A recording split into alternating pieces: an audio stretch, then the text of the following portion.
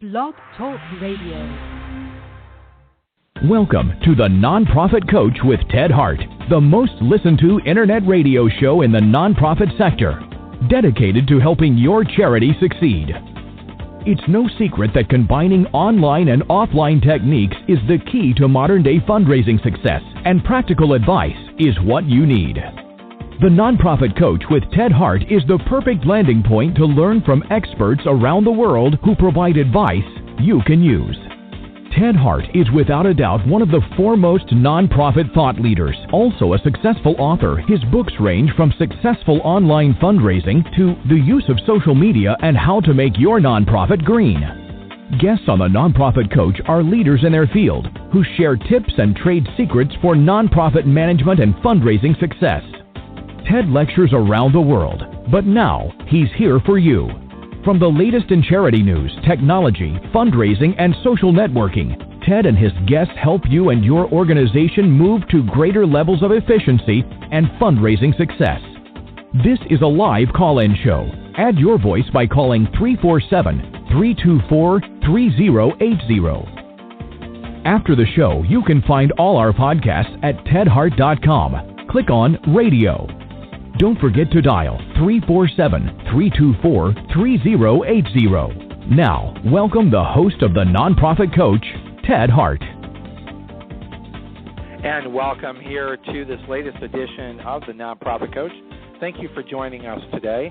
This is February 18th, 2014, and I'm coming to you live from the global headquarters of CAF America in Washington, D.C. We've got a big show for you today, lots to cover. As always, as the announcer mentioned, this is a live call-in show, so you can call in at 347-324-3080. You also can ask questions over in the chat room.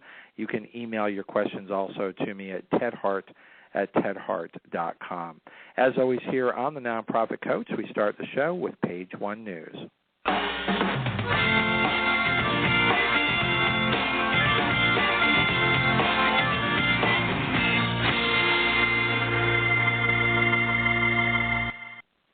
And first up here in the Nonprofit Coach radio show, links today. You can find those over at tedhart.com. Click on radio links. You'll not only find the links for today, but all the very best links for the nonprofit sector going back over the last couple of years of our show.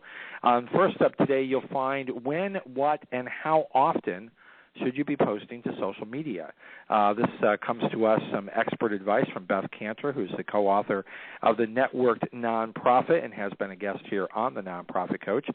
You'll find in some of the suggestions that she has here that you should be posting while people most likely have time to waste. She suggests 8:30 a.m., 12:30 p.m., and 5:30 p.m. as optimum times to post, and 10 p.m. being the best time to post throughout the week.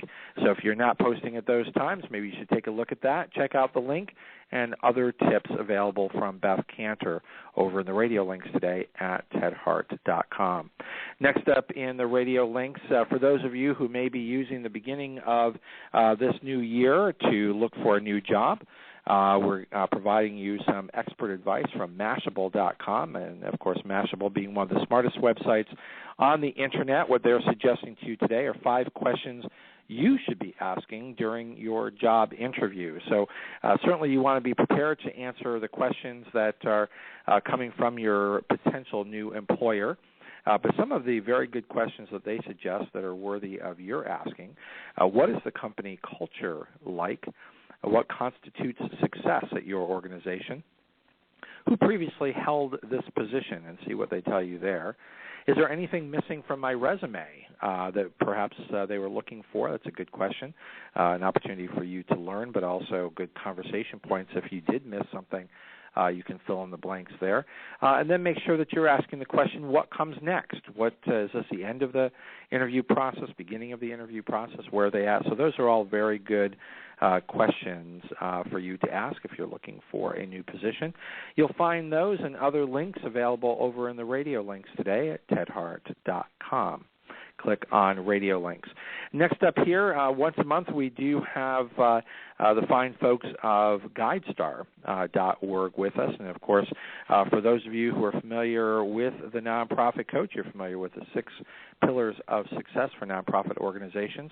The number one most important thing you can do to be successful online is to have a well-designed website, both available online, desktop, and mobile service, easy to navigate with unique content about your organization and an easy way for people to give online. The number 2 most important successful strategy for nonprofit organizations is a strong GuideStar strategy. Many aspects to that, and once a month we have someone from GuideStar with us to help us fill in the blanks on what is a successful GuideStar strategy. And here today, Lindsay Nichols, thank you for joining us back here on the Nonprofit Coach.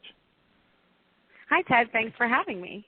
Great to have you back. So each month we round out a little bit more about what it means to be successful on GuideStar, because it is the number 2 most important thing that nonprofits can do to be successful. So what do you have today for us that's new over at GuideStar? Love it. Thank you. And we love that you include the GuideStar Exchange in one of your 6 tips. We love it.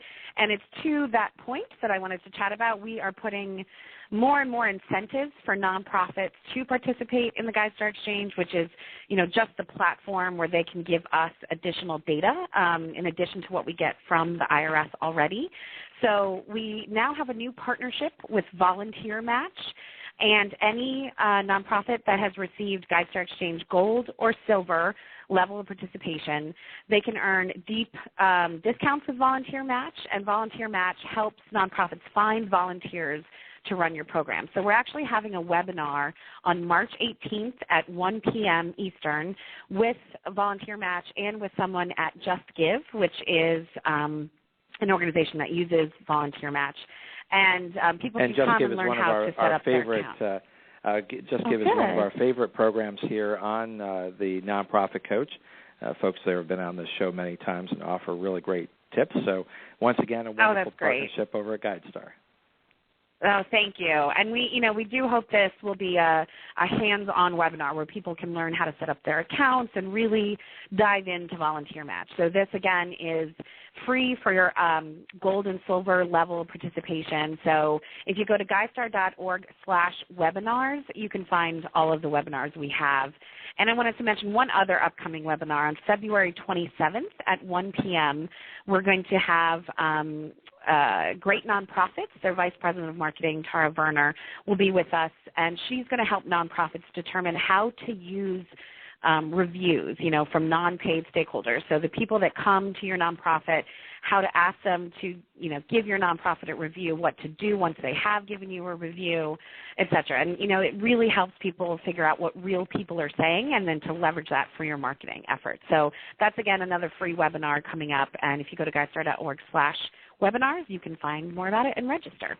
That's terrific. And actually, before you go, I do want to ask you about one of the sessions that you have coming up, because it does have a topic related to our Page 2 expert today. So I just wanted to ask you to share a little bit of information about your February 24th session, which is your very first impact call, expanding the definition of transparency. Yes, thank you for bringing that up. Absolutely. And, of course, in our Page 2 today, let me just finish. I just want to say in our Page 2 today, impact is really part of the name of the game that we're going to be hearing from Craig today. And so I wanted to ask you more about this session that's coming up. Yeah, and it's the name of the game for the sector right now. I think, a long time ago, transparency was what all nonprofits were trying to achieve, and now it's kind of a given. You have to be transparent, but GuideStar is really trying to figure out, what does transparency mean? By the time, we receive the Forms 990 from the IRS and make them public, it's almost a year later, and we know that's just not good enough for a lot of people. So we're trying to get results reporting to be timely, as close to year end as possible, and interactive, so that there's a dialogue versus just, a nonprofit submitting information to the IRS and then never hearing about it again, and to make it comprehensive so it's more than just finances, but to really look at a larger picture when it comes to nonprofit impact, so, programs, operations, a broader discussion of strategy. So these are the things that we're trying to achieve with the Impact Call. It's a free call on Monday the 24th at 2 p.m. Eastern, and we are going to talk about our results. GuideStar is trying to, walk the talk and actually give our year-end results fewer than 60 days from our year-end, make it a dialogue with the people on the call, have it be interactive and inclusive. So it's not just our funders that's hearing about us, but anybody, so anybody's asked to attend. We'd love people on there asking questions about not only our results, but what does transparency mean. So it's an important thing for us. It's our first call ever, so it's really trial and error. We're going to figure out how this goes, but Jacob Harold, our CEO, is going to be on there talking about our information, and CFO is going to be in there talking about our financials too. So I do encourage people to come. Well, that's great. Well, bravo for scheduling that, of course, and impact is such an important topic. We're going to be talking about that with our Page 2 expert today. Lindsay, as always, thank you for joining us here with the GuideStar Minute here on the Nonprofit Coach. We look forward to having you back next month. Thank you, Ted, so much. Have a great day. You bet. Take care. And we're back here on Page 1. Of course, you will find a link directly to GuideStar over at tedhart.com. Click on Radio Links. Next up here on the Nonprofit Coach, you'll find coming from the Nonprofit Quarterly, they're sharing with us a question and providing a little bit of answer to that. Our Facebook news feeds changing the impact of nonprofit brands. Well, it certainly seems that they are. It seems that Facebook has changed its mind about brands. It's decided that users do not want to see news feeds full of updates from brands like nonprofit organizations. It seems like these changes benefit most Facebook users who want to see quality content from personal friends and family as opposed to brand advertising that has begun to dominate news feeds. This, of course, can hurt smaller nonprofits who have been feeding information into Facebook to keep things updated. Brands have established large followings on Facebook and are now struggling with most of these changes. Many pages with thousands of followers are reporting that their posts are now visible only 50 to 80% of those Facebook fans that they once had. Slate, for instance, stated that social media marketing companies ignite average of 689 posts from 21 different brands and discovered that in just 1 week, the number of people who saw posts declined by 44%. So stay on top of the changes over at Facebook. Try to stay ahead of how they are positioning themselves. It seems quite certain that what they're trying to do is position themselves, maybe not surprisingly, to benefit those who are paying for content as opposed to those who are making a cottage industry out of getting posts on Facebook seen for free. Read about this over in the radio links at tedhart.com. And with that, it's now time for us to get on over to Page 2.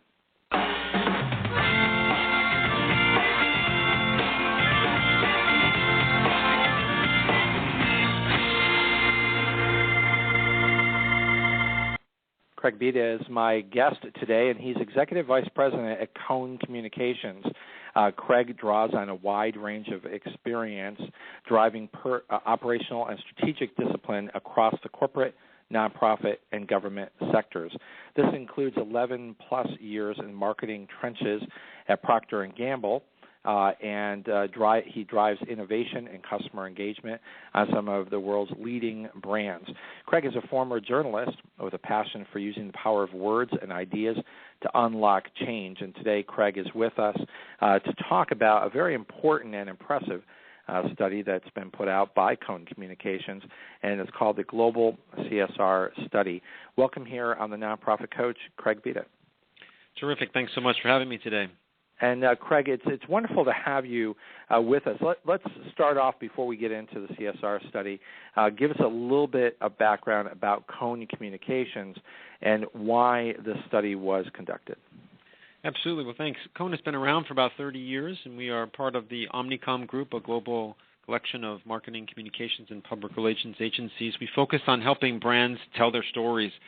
Increasingly, that is around social impact. And so back for over 2 decades, the agency has been helping really foundational companies and nonprofits figure out what it is that they're trying to do in terms of social impact, and then to engage multiple groups of stakeholders, from consumers to media folks to influencers to employees, full gamut around that to drive social impact. So we really are about the nexus of both driving business results as well as positive societal outcomes. And for 30 years, this has been the focus. How does that then bring you to the global CSR question? Absolutely. It's a great question. The space has been evolving, and I'm certain over the times you've had other experts on the show that things are really changing rapidly. And what we're seeing, and what is really interesting, and we'll dig into in terms of the global research, is that corporate social responsibility is shifting and evolving as the world and all of our economies and cultures and society become more interconnected. And so what we're seeing is a groundswell among consumers, not just in the U.S. or in Europe or in other parts of the developed world, where corporate social responsibility has had and philanthropy have had a much longer track record, but we're seeing quick acceleration and interest and uptake by countries and people in different parts of regions all across the globe. So it's a really important time, particularly for global nonprofits, to be thinking in global terms about CSR, multinational companies, but even companies that focus on specific markets, to understand what are the unique eccentricities, the unique aspects of CSR that different cultures and groups are experiencing as they evolve along a curve from less sophisticated to more. Well, and that's certainly a trend. As my listeners know, I also serve as CEO of CAF America, CAFamerica.org, which is an international intermediary. We principally provide service to Fortune 500 companies, foundations, and individuals who wish to support international causes.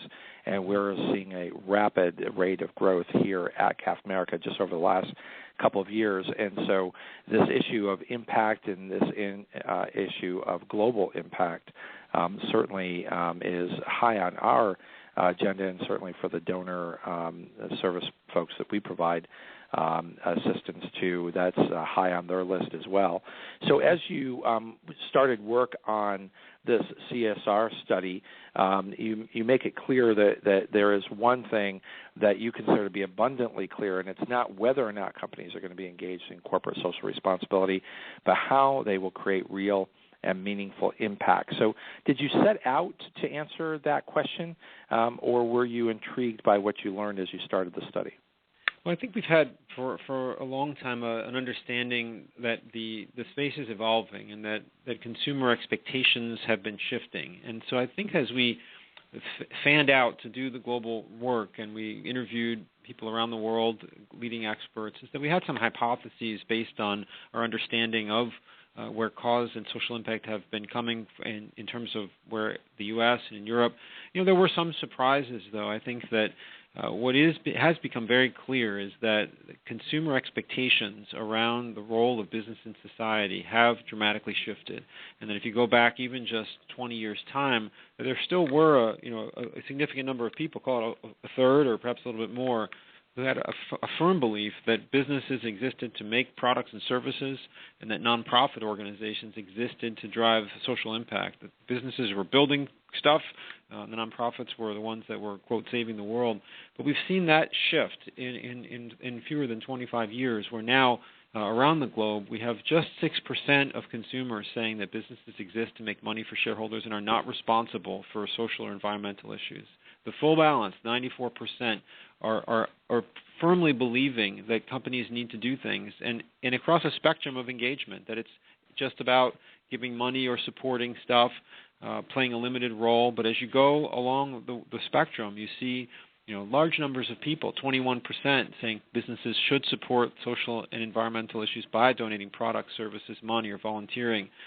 29%, they should support and advocate change for social and environmental issues. And then 31%, a large group, saying that businesses should absolutely change the way they operate align with greater societal and environmental needs. And so it is a really intriguing time in a world in which a belief that companies should be taking on social issues has moved over time from a small group of individuals to a largely a mainstream expectation. It's something that leadership of companies simply cannot ignore.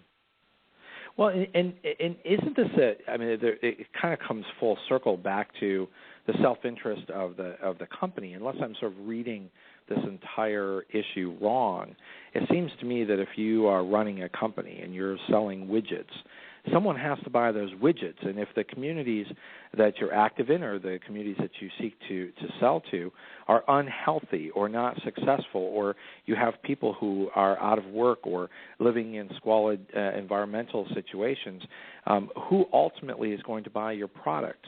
So collectively, isn't this part of what's driving corporations to sort of wake up and realize that they exist in a community, in a society, and if that society isn't healthy and successful, they can't be? I think you're absolutely right about that. I think the challenge, even within at that level, is for conceptually, yes, societies must be healthy. But I think what is really occurring at a more discrete level is when you're seeing the individual leaders within companies, the head of HR, the head of safety and security, the heads of product supply and product development, the people who own the supply chain, the folks who are running the philanthropies, understanding is that you have to literally service the needs of your community. What we've seen over time, and not to sound like an economist, but externalities, the impacts that businesses were having on the world for many, many years were just things that went up the smokestack, or the impact of a community that a company was having on a community were things that were not necessarily visible. But what we're seeing is that now those externalities are becoming things that companies are going to need to deal with on an ongoing basis. And you're seeing companies say, this is about business, that we can't afford to waste things. If your manufacturing process is inefficient and you're paying for raw materials and you're throwing a certain percentage of them away, and your competition isn't, your competition has found a way to either use them in a zero-waste factory or to sell them to someone else's value chain. For example, Procter & Gamble selling some of the trimmings or the materials from when it makes Pampers to mattress manufacturers. So they've turned something which they were paying for, and then paying to have disposed of, is now becoming a source of revenue for the company. And so I think that there is an increasing understanding that CSR is mainstreaming as a core business strategy, not as a nice-to-have. That you can't waste things. You can't have impacts on your communities. You can't make choices that consumers will view as non-productive to their local community, to their nation, or even to the world, and continue to go further along. This is particularly important for younger generations as well, which is also driving a key piece of it. So you're absolutely right. It's becoming something that's unavoidable, that businesses absolutely just must deal with and find smart, efficient ways, not just to comply, but to view it as a source of advantage and innovation for the business. That's really where companies are at.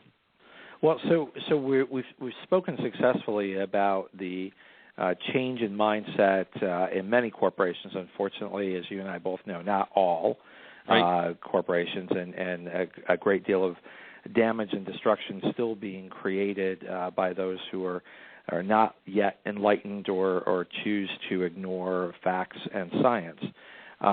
But when we move beyond that, and for the focus of this particular show and the audience that we have here, think of the smart, enlightened nonprofit executive out there. How do they successfully maneuver within this changing corporate culture? Well, it's an absolutely terrific question. It was one I was hoping we would get to quickly, get right to, is that the reason for talking about the fact that consumers are expecting this and people around the world are demanding this, and that companies to some degree are responding. Call it a group of leaders that are leading the field, a group of folks kind of bumping along in the middle, and then, to your point, some folks who need to work on it. But the reason that's relevant to nonprofits is that nonprofits play an increasingly important role in this picture. That nonprofits are the organizations that can deliver the boots on the ground, the literal societal impact that can be created when companies take their philanthropic giving, or to some degree, in other cases, manage their supply chains or their business activities in a way to deliver positive outcomes. And so it's an important time for nonprofits, because it's for them to identify, how can I help company X, Y, or Z that's got a stated interest in my interest area. How might I create proactive solutions that would enable that large company or small company or local company to drive its CSR goals that they have publicly committed to through their CSR reporting? And so that's the world we're in now, a world in which companies are taking commitments, making commitments, they're taking stands on issues and putting themselves on the hook for them. And now the question is, well, how do they do that? Well, in most cases, they do need partners, either social enterprises or nonprofits or fellow business partners to come forward and identify opportunities. I'll share a brief anecdote. At a large corporate person working in the philanthropic side of a company saying, the line of people waiting to talk to me has grown longer with the economic conditions. The amount of money I have is I'll just call it the same. There's pressure to make it less.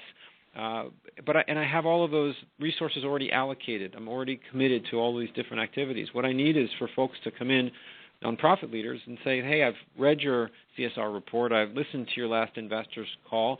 I've went into a few of your stores, or I've tried your products, and here's how I think my nonprofit can help you achieve your impact objectives. And let me show you how we can support you and what you do. And what that individual said is that's a differentiator.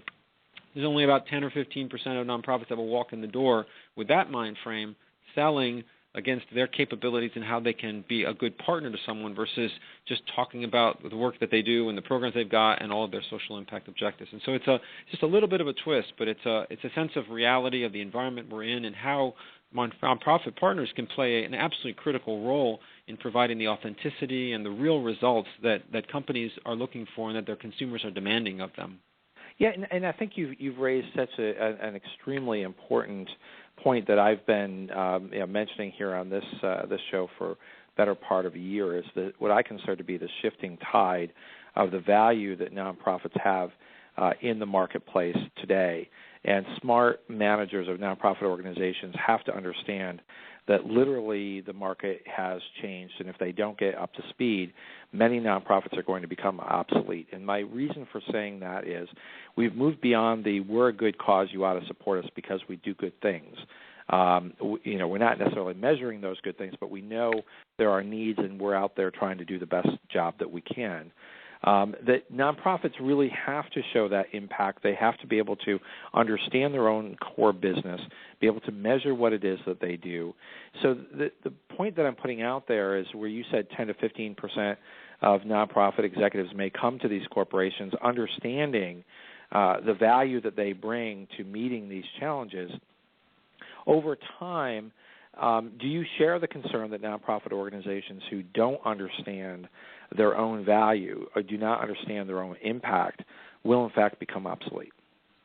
I think you raise a terrific point, and I'd love to delve into it in terms of measurement. And on the first page when there were some ideas being discussed, and I think there is such pressure to measure and such pressure to deliver results that by itself is creating some challenges for nonprofits. It's almost like it becomes a goal in itself, and so I think it's about finding the right balance in terms of measurement as a point.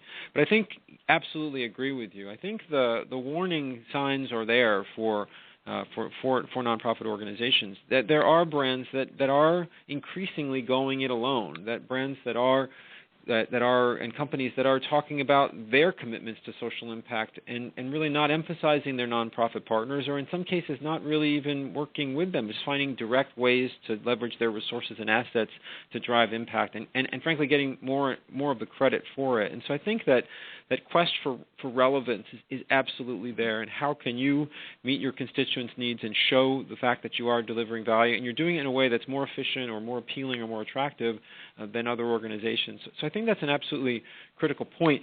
I've heard a few leadership nonprofit folks lately say a few things which really struck me. One, the CMO of a large nonprofit over 70 years old say, 501c3 is a tax structure. We are running a business here, folks. We create products, we create services, we have people that rely on us, we have consumers, and we make stuff happen. And if anyone has any behaviors that they think are determined by the fact that our tax structure exists, please come see me, because what I want us to make sure is that we're thinking about operating with the discipline of an organization that has specific folks in mind, that's delivering specific things at a high rate of efficiency so that we can meet the needs of our funders and our stakeholders. And so I think there is a dawning sense of a change of foot. Another leading nonprofit, the CEO recently said, I'm not sure if we're going to be a nonprofit in 15 years, or if we are, maybe there's a for-profit piece that's affiliated with us or a social venture. I'm not concerned. I'm less concerned about the structure. I'm more concerned about the goals that we have and the impact that we're trying to have in the world. So I think you're absolutely right. For organizations that aren't thinking this way and that are in a world where dollars flowed from philanthropists or funders or to good causes or to good nonprofits, that there is an increased sense of a need to compete, a need to show results, and a need to really drive towards more efficient outcomes that will impact nonprofits as you described.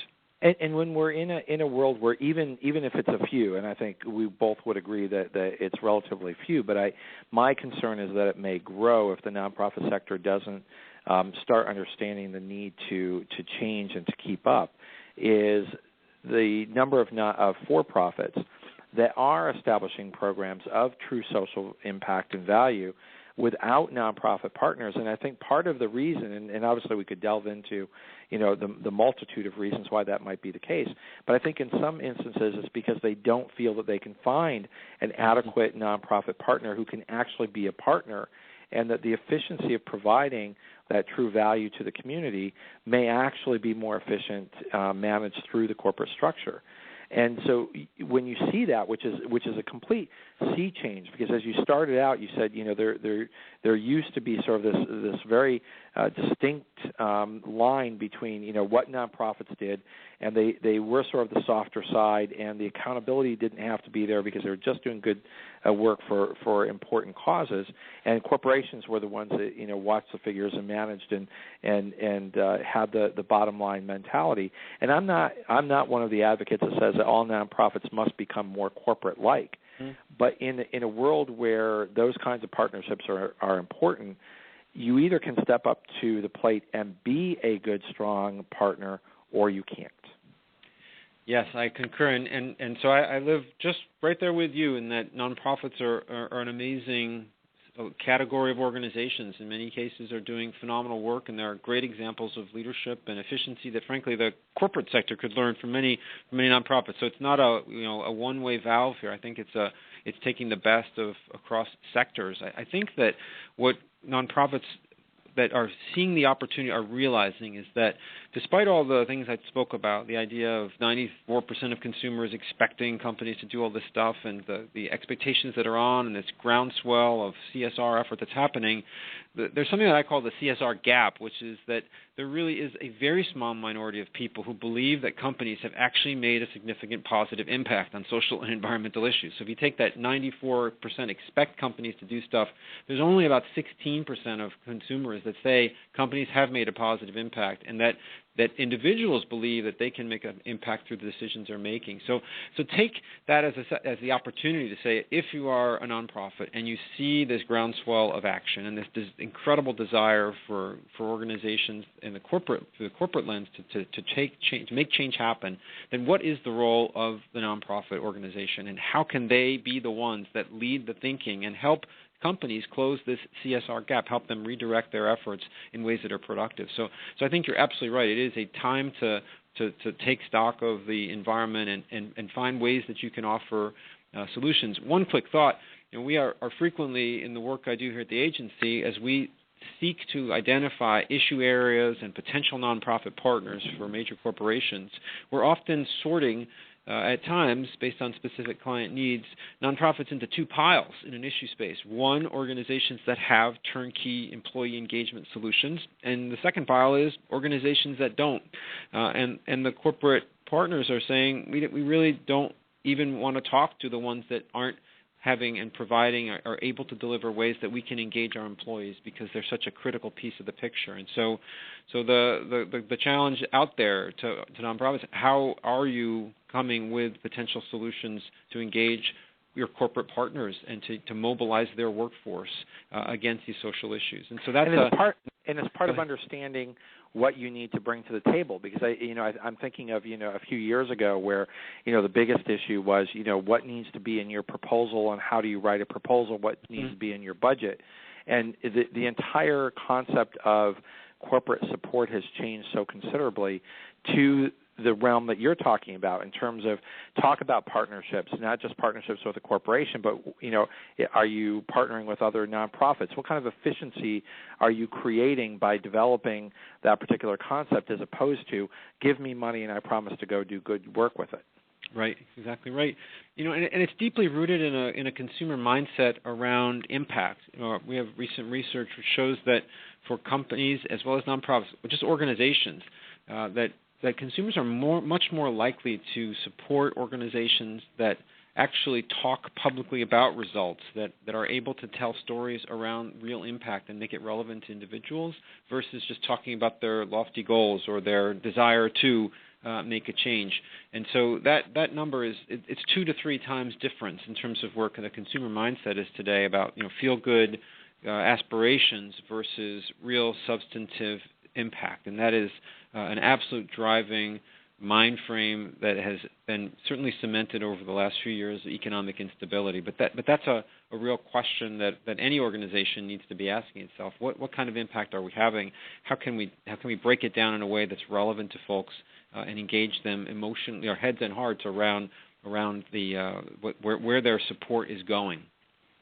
Craig, absolutely fascinating discussion today, and of course you're bringing up so many very important topics. We're going to take a quick break, and when we come back, I want to ask you to please share with our listening audience today what you think the role of the slow economic recovery has been in changing these dynamics and making this an important topic for all smart nonprofit managers to tackle. And we'll be right back after this break.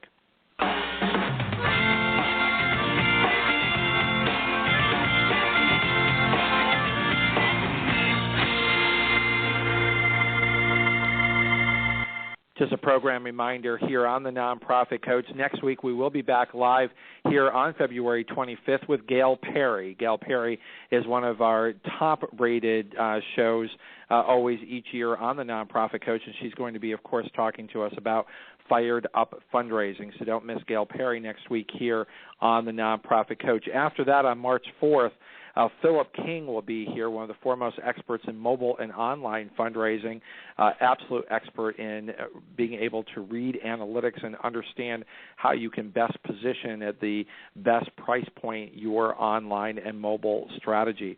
Following that is probably one of the most important shows here on the Nonprofit Coach each year, and that's our anniversary show. So please mark in big red letters on your calendar, March 11th, of course, always at 12 noon Eastern here on the Nonprofit Coach. That is our big 4th anniversary show on March 11th. So make sure that you're joining us for the next several shows here on the Nonprofit Coach, and make sure that you come and join us on the big exciting anniversary show where we bring you some of the top voices in the nonprofit sector from the prior year. And with that, we're going to have a quick message from Google Keep. Life gets busy. Wouldn't it be nice to have a central place where you could save what's on your mind?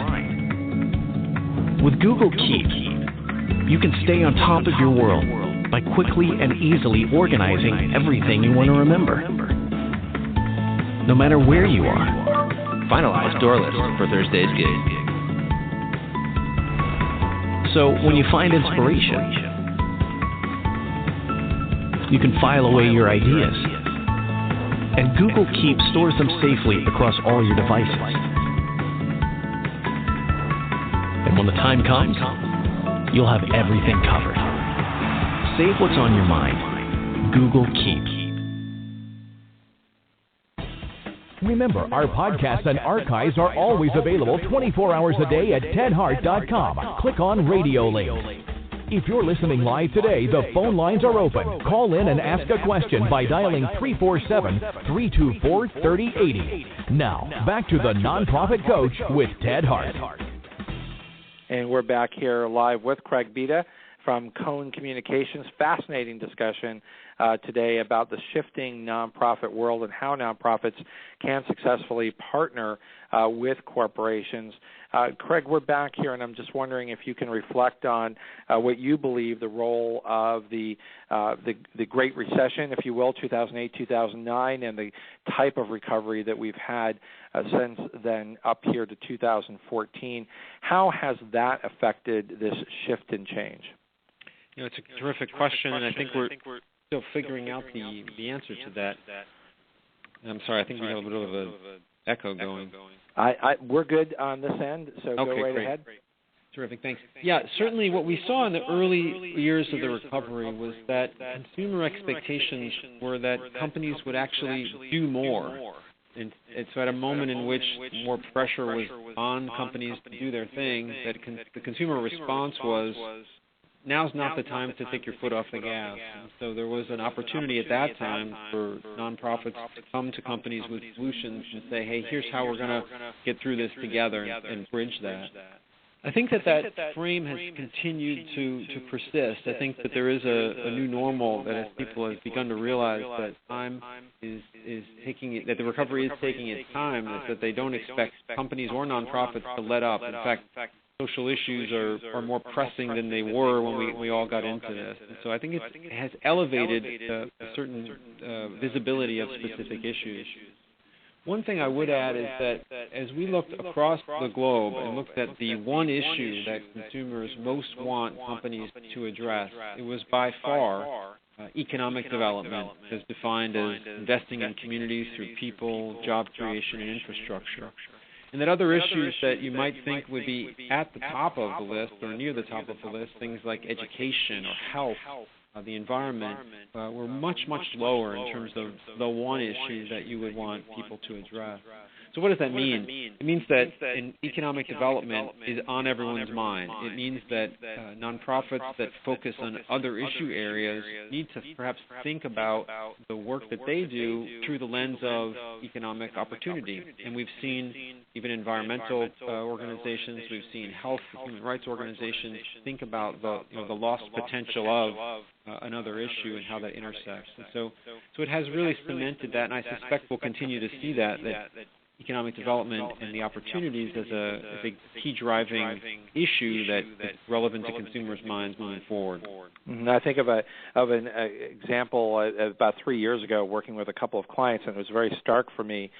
Just a few weeks apart, I was working with one nonprofit client who was so good at measuring the impact of their work that they literally could share with funders the impact of funding helping get a child off from the street, and tracking that all the way through to understanding the impact of reduce in crime, reduce in healthcare costs, increase in productivity for youth that are in that program, that they literally could share the economic impact of that kind of intervention and helping sort of a lost child no longer be lost, and how impressive that was.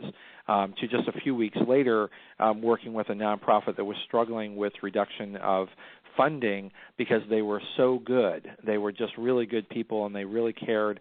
They had an important cause, but they were having trouble finding funding, but they could not in any way articulate any value to the money other than they could pay their budget.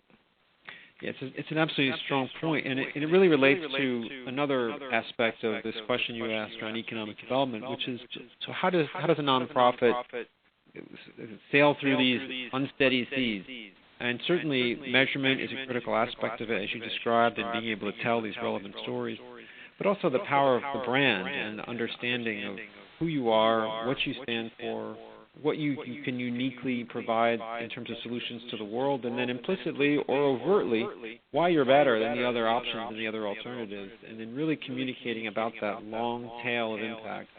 We know that from youth services organizations that if kids get out on the streets for whatever reason, there's a 24-hour window or 48-hour window in which you can intervene and really change a trajectory of a young person's life and prevent a huge societal cost, as the implications of what might happen to that individual play out. Education is critical. Call it fault lines. A nonprofit leader described it to me recently, where they know that if they focus their effort, it can deliver a huge return on investment in terms of what the input is versus the output. So you're absolutely right. It requires crisper thinking about who you are, what you do, and then how you can deliver the results in a return on investment for your funders. Craig, in your report, you state that 91% of global consumers are likely to switch brands to one associated with a good cause, given comparable price and quality. That's a huge number, one that seems like it cannot be ignored by corporations that are looking to differentiate themselves in the marketplace. Does that require strong nonprofit NGO partners, or is that a call for nonprofits to create their own good cause? Well, it's a really interesting question, and I think there are some nonprofit brands that have invested and created that credentialing power that can stand alone. I think what we would argue is that the true symbiotic relationship happens is when you unlock the power of both. The Pampers example with UNICEF around ending neonatal tetanus is a great example, where the power of the Pampers brand and the scale and reach that multi-billion-dollar global enterprise has, together with the scale and scope of the leading presence of UNICEF, has created a 1-2 punch that is likely going to end that disease within our lifetimes. And so it's a question of how big you are, your ambition, scale, and then how can you leverage partners, corporate or none, to drive it. There's no rule here, and there are great examples of nonprofit brands building credentialing and credibility to the degree that corporate partners want to be partnering with them. I mean, that's part of this as well. And often what I advise nonprofit clients is know your own worth. Don't sell yourself short. Recognize that the corporate entities absolutely desire and need to be able to deliver this impact, and that you are playing a critical role in that. The question is how you can help that corporate partner drive it and deliver it. And in some cases, you may be better off driving it alone, not relying on a corporate partner. So how do my listeners today position themselves? I wanted to just ask you if you're familiar with the concept of shared value. Absolutely, yeah. And what your thoughts are on that as a distinct strategy, or is it along a spectrum? I think that terms and frameworks, ways of thinking about the space evolve and come and go. I think the notion of shared value is obviously a very powerful one. Comes out of a strong pedigree with Porter and the FSG work. And so I think what it has really encouraged people to think about is looking at this not from just from one angle, but to understand that there are opportunities that can be created and mutual wins when people approach the discussion through that lens and in that context. And so in that sense, I think it has contributed a lot to the field and will continue to, and it really is bringing this sense of mutuality and interdependence to the table. And I think has really triggered a lot of really robust discussions that may not have been happening in some quarters before. So, yeah, I think it really reinforces many of the things we've been talking about. So for nonprofit partners, it's that how do I walk in somebody else's shoes? What role can I play in a complex set of relationships around a specific issue? I think we've learned as well that issues are hard. It sounds silly, but that many of the most important pressing societal issues are not going to be solved by either one nonprofit or one company, and that it requires interdependency. And so that's really the next place where CSR is going, is already there, around systems and coalitions and really large groups of stakeholders working together to solve problems. And that's certainly at the heart of shared value. Right.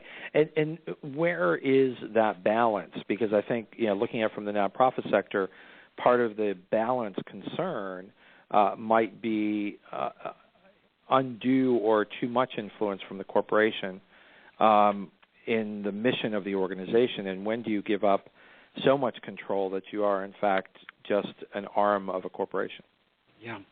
This is, I think, the anxiety that many nonprofits have, is that they're going to end up selling themselves out to a specific company and ending up losing their integrity or losing their commitment to issues. And I think that is where the relationships matter, where the commitments to specific outcomes exist. We've seen some leading companies take an approach of really trying to embody joint value creation and creating strategic planning that says, here's what we're going to do, here's what you're going to do. If we both achieve this goal, then we're going to build in a multiplier to the relationship. So it really is being accountable, mutually accountable to outcomes. And really not entering into anything that if your spidey sense is tingling, it's probably tingling for a reason. And so I would say that there's enough going on in this space, enough opportunities that nonprofits should be very careful about choosing their partners wisely, and then really working with them to get to the outcomes that they're trying to get to. And of course, one of the concerns is that nonprofits make these decisions out of financial concern and need, and don't always feel that they have the luxury to step back and choose the right partner. This is true. I would say that, broadly speaking, and it might not be helpful at the very finite level, but the table has been set for more robust partnerships and for more opportunities. Consumers understand and know that companies are going to benefit from their CSR activities. About close to 90% will say, I expect companies to make money from this because I get it. If they make money and are successful, that means they can do more good in the world. And so the notion of creating success and for companies to thrive and that driving for nonprofits greater results, I think is wired into people's expectations around where CSR is today. The question is, how do you line it up in a way that creates mutual value and your interests are jointly aligned? One thing I've heard encouragingly lately is companies not just signing up for throwing money at a nonprofit for a year or 2 years and then going on to the next thing, which is a common complaint. I can't be your partner if we're not partnered, right? If you're just throwing money and I can't rely on this income source. And so we're seeing joint commitments to capability building, capacity building, longer-term relationships, fewer longer-term relationships. And I think that's something that nonprofits shouldn't be shy about and again, lay out proactively a plan to potentially get there. You can shape that outcome. Mm-hmm. It may be just sort of a mindset, but let me just run this by you. I mean, is there value in corporations moving in the direction of and stay with me here because it's going to sound strange at first, but sort of viewing nonprofits as a vendor. In other words, I'm hiring you. I'm looking for proposals, and I'm putting out an RFP for nonprofit organizations that can, teach children in our schools, can clean our environment. We've decided that this is important to us. So just as we would go out and look for a new paper vendor because we have certain specs that we're looking for, to go out and find a nonprofit and then hold them accountable to what the proposal is, but that nonprofits position themselves as being answers to those questions as opposed to, I have a budget to meet and you have money. Yeah. Well, having worked with nonprofits, I can feel their pain, right? And I've served on some boards and understand that need to make payroll and to keep the lights on and to deliver those services, particularly if you're in direct service delivery. That pressure is absolutely intense. So recognizing that, I think that what you say is really interesting, and there are companies and there are nonprofits that are operating in that frame. And we have a client that basically said that to its nonprofit partner and said, we'd love to see your ideas for what you're going to bring to the table this year, and that the money that you got last year isn't necessarily a given, but bring us your best ideas, and we're going to see where we're going to allocate our resources. I mean, that's exactly what happens in the private sector, business partner to business partner. Right, exactly. There would be accountability standards, and while you might not like it if you're a for-profit and you're a subcontractor to another company, if you're not producing to the standards that were set, don't be surprised if they rebid the contract. And I think for nonprofits to hold themselves equally accountable, to have agreements in place so that where you're saying, well, I need to be able to rely on the money, well, I certainly would hope that maybe contractually the company would make that kind of obligation if, in fact, they saw the measures being met. You're absolutely right. And this is the moment to seize, right? Fortune 50 philanthropy leader said, what I've realized is we're not just writing checks to good causes and nonprofits anymore. We are becoming, call it an activist, or we're focused on very specific outcomes that we want to see in the world, or we believe they're important. So we're looking for partners who are going to help us get there. And that's, to me, the part that doesn't feel hard about what you just described, right? That says, let us go into this mindset of being the best possible partner using their resources to drive it. Wouldn't that approach, if that were the approach that were promoted to sort of get nonprofits' mindset right and get funders' mindset right, doesn't that come back to the premise that you set out in the study that you're looking for real and meaningful impact? Because if, in fact, it's contractually based, if, in fact, you said you're going to, teach 500 students how to read in the second grade in this community, and 2 years from now the review is done, and, in fact, the program is not even up and running yet, well, then certainly you can't expect that the funding is going to continue because we agreed on what the outcomes would be. Yeah.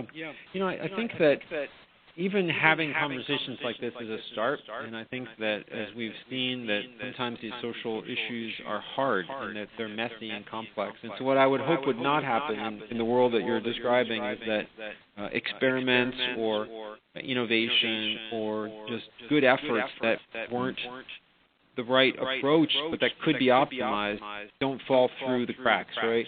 But the best of both worlds, in which you're having some of these great discussions, in which you are holding folks accountable. And there are organizations that do this today. Robin Hood Foundation in New York is a great example of the discipline that underlies their funding is all results-driven. And so there are many other organizations and foundations that we could identify that are doing that. Right, and certainly in corporate America, in corporate America, there's certainly room provided for R&D. There's room provided for experimentation, and so you sort of put out the premise of the difference between for-profit and nonprofit, and some nonprofits suggesting that 501c3 is really just a tax status. Well, in fact, it is, and I've pointed out to people for a number of years that really the only value difference between a for-profit and a nonprofit is where the profit goes.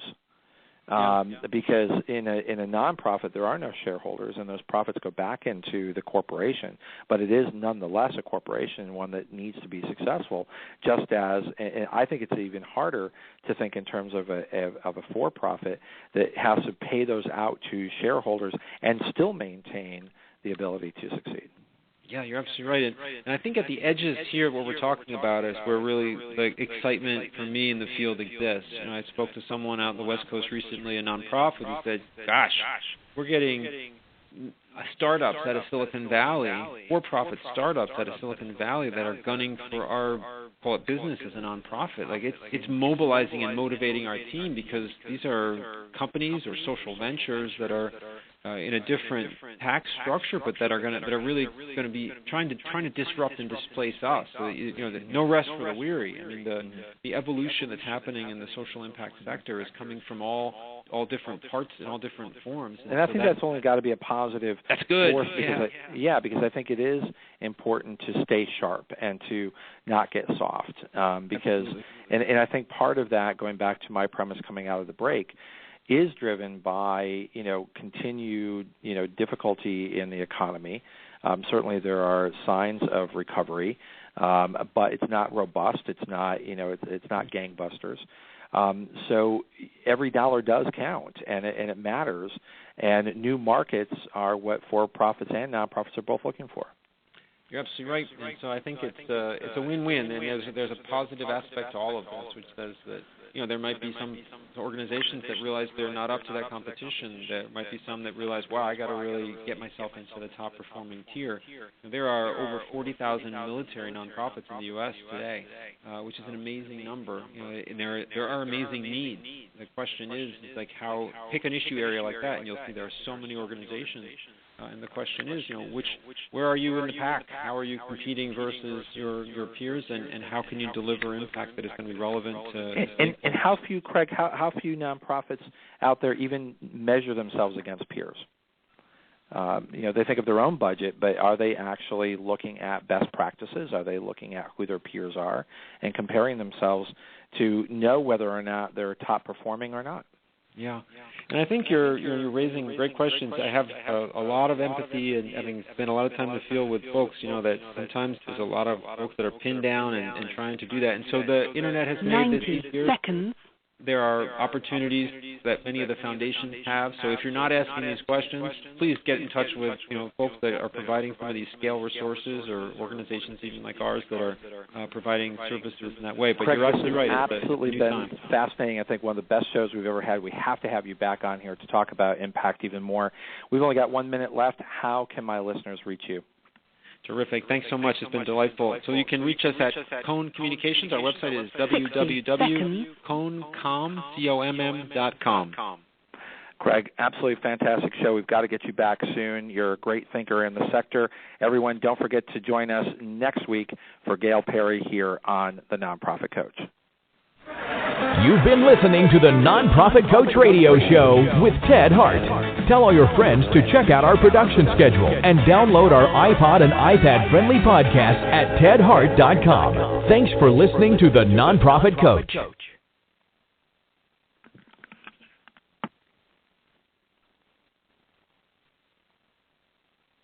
Hola mi gente, Rosalind Sanchez here from He Said, Ella Dijo. And although I like drama in my telenovelas, when it comes to real life, I prefer a drama-free casa. Thanks to Fabuloso. Its remarkable lavender scent lingers like a longing glance, and with 2 times more active ingredients to take the drama out of any mess, you'll be shouting, gracias. Fabuloso's 2 times concentrated formula provides 2 times more active cleaning ingredients versus non-concentrated Fabuloso Original. Use as directed. Looking for excitement? Chumba Casino is here. Play anytime, play anywhere. Play on the train, play at the store, play at home, play when you're bored. Play today for your chance to win and get daily bonuses when you log in. So what are you waiting for? Don't delay. Chumba Casino is free to play. Experience social gameplay like never before. Go to Chumba Casino right now to play hundreds of games, including online slots, bingo, Slingo, and more. Live the Chumba life at ChumbaCasino.com. VGW Group. No purchase necessary. Void where prohibited by law. See terms and conditions. 18+.